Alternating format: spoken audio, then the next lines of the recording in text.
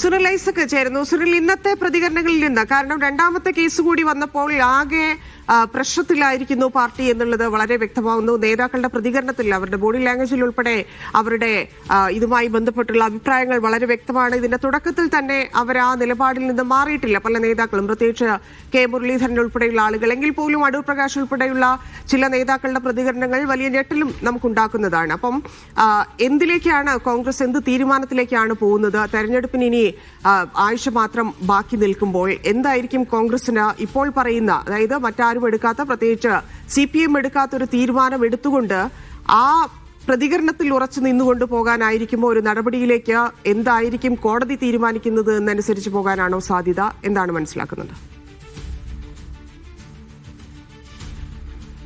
പിന്നെ തദ്ദേശ തെരഞ്ഞെടുപ്പിന് ഇനി വിരലിലെണ്ണാവുന്ന ദിവസങ്ങൾ മാത്രമാണ് ബാക്കി. സർക്കാരിനെതിരെ ആഞ്ഞടിക്കാൻ നിരവധിയായ വിഷയങ്ങൾ പ്രതിപക്ഷത്തിന്റെ കയ്യിലുണ്ടായിരുന്നു. ശബരിമല സ്വർണ്ണക്കൊള്ളയടക്കം സർക്കാർ വിരുദ്ധ നിലപാടുകൾ ചർച്ച ചെയ്യാൻ കഴിയുന്ന അനവധിയായ വിഷയങ്ങളുണ്ടായിരുന്നു. പക്ഷേ ആ വിഷയങ്ങളൊക്കെ ചർച്ചയ്ക്ക് എടുക്കുമ്പോൾ പൊതുസമൂഹത്തിൽ നിന്ന് അത് മാങ്കൂട്ടത്തിൽ തട്ടി നിൽക്കുന്നു എന്നുള്ള ഒരു പൊതുവായ അതൃപ്തി UDFിലെ പ്രധാനപ്പെട്ട ഘടകകക്ഷികളടക്കമുള്ള ആളുകൾക്ക് കഴിഞ്ഞ കുറേ ദിവസങ്ങളായി ഉണ്ട്.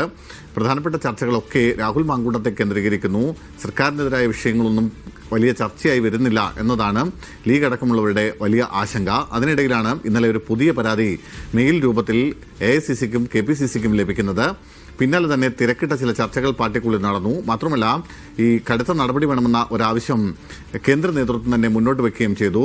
KC വേണുഗോപാലും ദീപാദാസ് മുൻഷിയും അടക്കമുള്ള നേതാക്കൾ കേരളത്തിലെ KPCC പ്രസിഡന്റ് അടക്കമുള്ള പ്രധാനപ്പെട്ട നേതാക്കളുമായി ചർച്ച നടത്തി. അതിനുശേഷം KPCC പ്രസിഡന്റ് കേരളത്തിലുള്ള പ്രധാനപ്പെട്ട നേതാക്കളുമായി ഒരു കൂടിയാലോചനകൾ നടത്തുകയും ഒടുവിൽ രാഹുൽ പുറത്തേക്ക് എന്നൊരു തീരുമാനത്തിലേക്ക് എത്തുകയും ചെയ്തു. അത്തരമൊരു തീരുമാനമാണ് ഇന്ന് രാവിലെ കോൺഗ്രസ് നേതാക്കളുമായി സംസാരിക്കുമ്പോൾ നമുക്ക് ലഭ്യമായിരുന്നത്.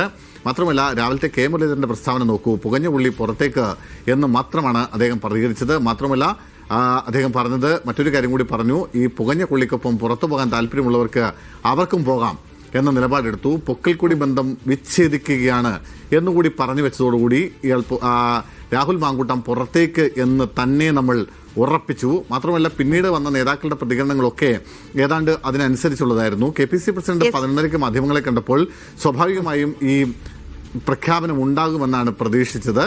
എന്നാൽ അത് ഉണ്ടായില്ല. കാരണം അതിൽ ചില നീക്കങ്ങൾ അതിനിടയിൽ നടന്നു. അതായത് ഒരു വിഭാഗം നേതാക്കൾ നേരിയൊരു എതിർപ്പ് ഈ വിഷയത്തിൽ ഉയർത്തിയിട്ടുണ്ട്. അത് പ്രധാനമായും രാഹുലിന്റെ മുൻകൂർ ജാമ്യ ഹർജിയിൽ തീരുമാനമാവട്ടെ, അതിനുശേഷം മതി കടുത്ത തീരുമാനമെന്നാണ് അവരുടെ നിലപാട്. അതനുസരിച്ചാണ് ഇപ്പോൾ തൽക്കാലത്തേക്ക് ഇതിന്റെ ഒരു വേഗത കുറഞ്ഞതെന്നാണ് നമ്മൾ കരുതുന്നത്.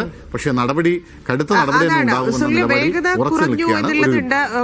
കോടതിയുടെ നടപടി എന്തായിരിക്കും എന്നുള്ളതുണ്ട്. പക്ഷേ ഇതൊക്കെ നിൽക്കുമ്പോൾ അത് എത്രത്തോളം സമ്മർദ്ദത്തിലാണ്? പ്രത്യേകിച്ച് ഇപ്പൊ ദീപദാസ് മുൻഷി നൽകിയിരിക്കുന്ന റിപ്പോർട്ട്, അത് ഹൈക്കമാൻഡ് എങ്ങനെയാണ് പരിഗണിച്ചിരിക്കുന്നത്? മാത്രവുമല്ല, രണ്ടാമത്തെ പരാതി ഹൈക്കമാൻഡിന് ഉൾപ്പെടെ മുതിർന്ന നേതാക്കൾക്ക് ഉൾപ്പെടെ അയച്ചിട്ടുള്ള പരാതിയാണ്. അപ്പം സ്വാഭാവികമായിട്ടും ഞങ്ങൾ ഇതിൽ ഇടപെടുന്നില്ല എന്നുള്ള സമീപനം ഹൈക്കമാൻഡ് കാണിക്കുമ്പോൾ അത് എത്രത്തോളം പ്രതിസന്ധി കേരളത്തിലെ കോൺഗ്രസിൽ ഉണ്ടാക്കുന്നുണ്ട് എന്നുള്ളതൊന്ന്. മറ്റൊന്ന്, ഈ അഭിപ്രായ വ്യത്യാസങ്ങൾ ഇന്നിപ്പോൾ നമ്മൾ കണ്ടതാണ്. രമേശ് ചെന്നിത്തല സംസാരിച്ചിരുന്ന സ്ഥലത്തുണ്ടായ പ്രതിഷേധം, അത് മാധ്യമങ്ങൾക്ക് നേരെയാണെങ്കിൽ പോലും അത്രയും ഭിന്ന അഭിപ്രായം ഇപ്പോഴും നിലനിൽക്കുന്നുണ്ട് എന്നുള്ളതാണ്. അത് ഏത് തരത്തിൽ തിരഞ്ഞെടുപ്പിനെ ബാധിക്കും, പ്രത്യേകിച്ച് പ്രാദേശിക തലത്തിൽ എന്നൊക്കെയുള്ള ആശങ്ക കൊണ്ടുകൂടിയായിരിക്കില്ലേ അതെങ്ങനെ പരിഹരിക്കാം എന്നതായിരിക്കും കോൺഗ്രസ് ആലോചിക്കുന്നത്?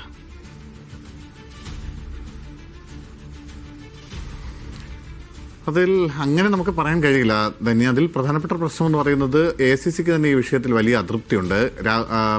നമുക്കറിയാവുന്ന പോലെ രാഹുലിനും പ്രിയങ്കയ്ക്കും അടക്കമുള്ള ആളുകൾക്ക് ഇത്തരത്തിൽ നേരിട്ടെത്തിയ പരാതിയാണ്. രാഹുൽ ഗാന്ധിയുടെ ഓഫീസ് പരാതി പരിശോധിക്കുകയും ഉടനെ തന്നെ ഇക്കാര്യത്തിൽ മറുപടി ഉണ്ടാവണമെന്ന നിലപാട് സ്വീകരിക്കുകയും ചെയ്തു. അതുകൊണ്ടാണ് ഞാൻ പറഞ്ഞു, കേരളത്തിൽ ദീപദാസ് മുൻഷി നിലവിലുണ്ട്. അവരും അതുപോലെ KC വേണുഗോപാൽ ഇന്ന് വൈകിട്ടത്തോടുകൂടി കേരളത്തിൽ എത്തിയിട്ടുണ്ട്. അദ്ദേഹം കാസർഗോഡ് എത്തിക്കഴിഞ്ഞിട്ടുണ്ട്.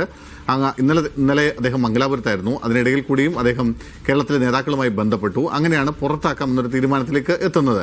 പക്ഷെ അങ്ങനെ പുറത്താക്കാൻ തീരുമാനമെടുക്കുമ്പോഴും ഒരു വിഭാഗം ആളുകൾ ഇന്ന് രാവിലെ നേതൃത്വവുമായി ചില കാര്യങ്ങൾ ചർച്ച ചെയ്തിട്ടുണ്ട്. അതായത് എന്താണ് ഈ വിഷയത്തിൽ, അതായത് മുൻകൂർ ജാമ്യ ഹർജിയുടെ കാര്യത്തിൽ എന്ത് തീരുമാനമാണ് കോടതി എടുക്കുന്നത് എന്ന് കാത്തിരുന്ന് കാണാം, അതിനുശേഷം മതി പുറത്താക്കൽ നടപടി എന്നൊരു നിലപാട് ചെറിയ വിഭാഗം നേതാക്കൾ സ്വീകരിച്ചിട്ടുണ്ട്. അതായത് ഈ വിഷയത്തിൽ പ്രോസിക്യൂഷന്റെ വാദങ്ങൾ വീക്കാണ് എന്നുള്ള ഒരു ചർച്ച കൂടി ഇടസമയത്ത് പുറത്തേക്ക് വന്നിരുന്നു. മാത്രമല്ല അങ്ങനെയാണെങ്കിൽ, അതായത് കോടതി അതിന് ഏത് തരത്തിലാണ് സ്വീകരിക്കുക എന്നത് കാത്തിരുന്ന് കാണേണ്ട കാര്യമാണ്. ഇനി അഥവാ മുൻകൂർ ജാമ്യ ഹർജി അനുവദിക്കുകയാണെങ്കിൽ തിടുക്കപ്പെട്ട് ഒരു പുറത്താക്കൽ തീരുമാനത്തിലേക്ക് പോകണമോ എന്നതായിരുന്നു ഒരു വിഭാഗം നേതാക്കൾ ഉന്നയിച്ച സംശയം. എന്തായാലും അതിന്റെ അടിസ്ഥാനത്തിലാണ് ഇപ്പോൾ തൽക്കാലത്തേക്ക് ആ പ്രഖ്യാപനം ഒന്ന് മരവിപ്പിച്ച് വെച്ചിരിക്കുന്നത്. പക്ഷേ എന്തായാലും നാളെ ആയിരിക്കാം ഒരുപക്ഷെ ഇക്കാര്യത്തിൽ ഒരു അന്തിമ തീരുമാനം ഉണ്ടാവുക.